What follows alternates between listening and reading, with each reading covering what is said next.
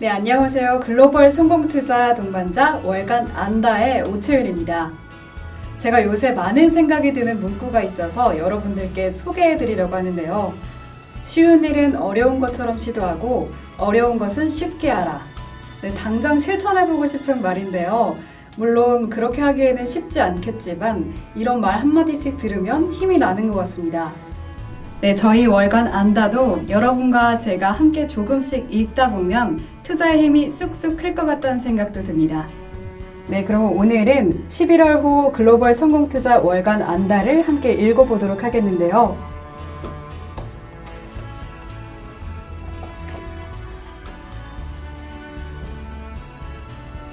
먼저 2018년 위기설 대해부 1997-2008년에 이어 2018년 위기? 정말 이게 사실이라면 지금부터 준비하지 않으면 큰일 나겠는데요? 네, 그렇다면 이것을 직접 취재한 김지환 기자 이야기를 들어보도록 하겠습니다.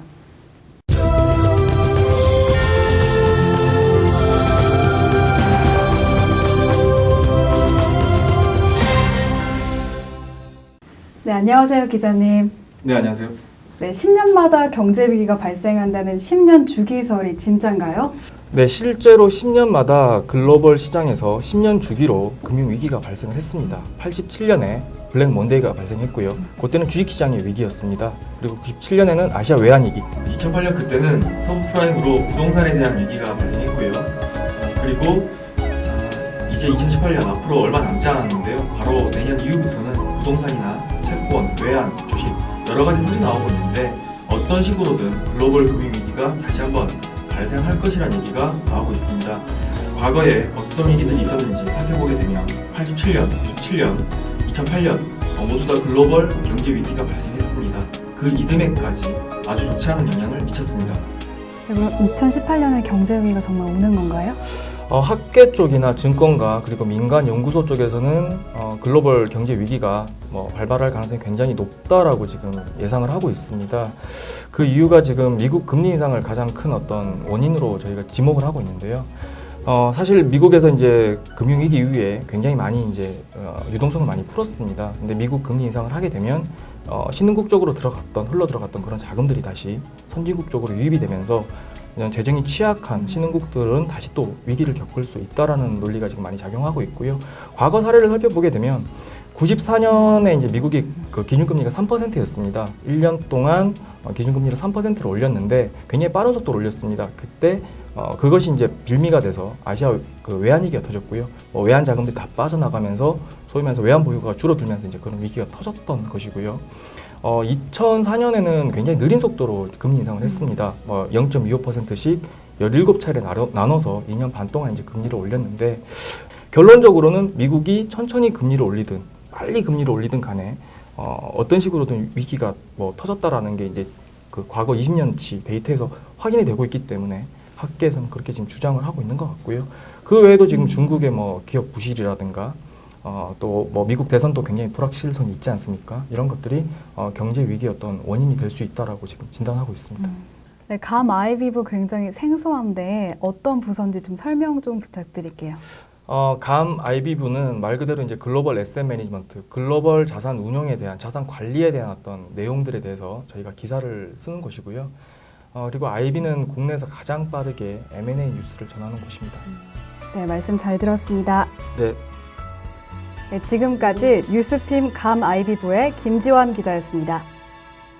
네, 다음은 일본입니다. 네, 최근 일본 유통업계에 비상이 걸렸다죠. 자기 저성장 기조가 장기화되면서 백화점과 대형마트를 불문하고 나타나는 현상인데요. 우리보다 앞서 장기 불황을 겪은 일본의 유통시장은 어떻게 살아남았고 또 어떻게 변화했는지 저희 월간 안다가 직접 취재했습니다. 이곳에 자리한 다카시야마 백화점과 미츠코시 백화점은 노인에게 특화시킴으로써 노인들의 천국이라고 불리는데요. 최근 초고령화 사회에 진입한 일본 사회에서 높은 소비력을 지닌 고령층을 타겟으로 백화점을 꾸민 것입니다. 그렇다고 모든 백화점이 노인만을 대상으로 하는 것은 아닙니다.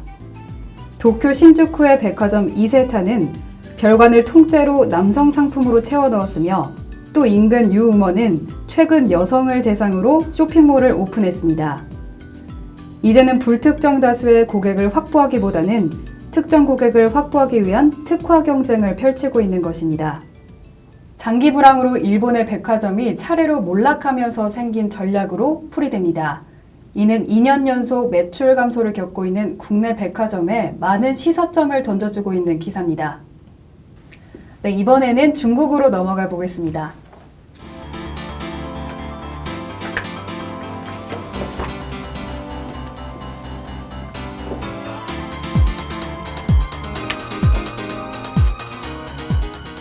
(2016년) 상반기 중국 전기차 판매량이 무려 13만여 대로 글로벌 1위를 기록했습니다.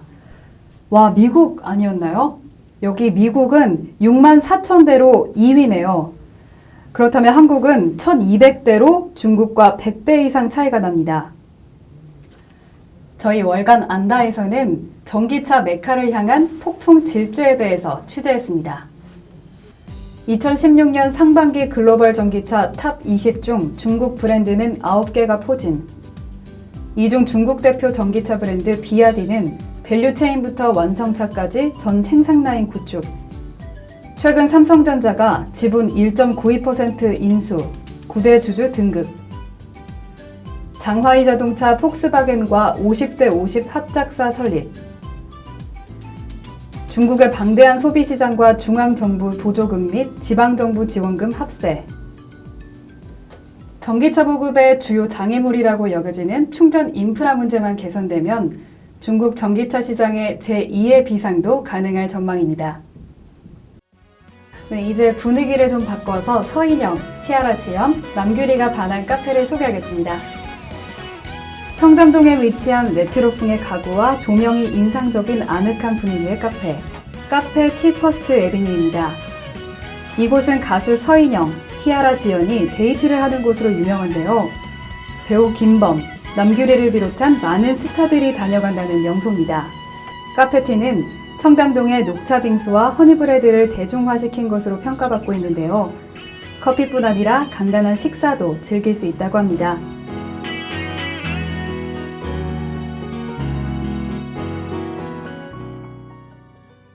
네, 저희가 준비한 소식은 여기까지고요.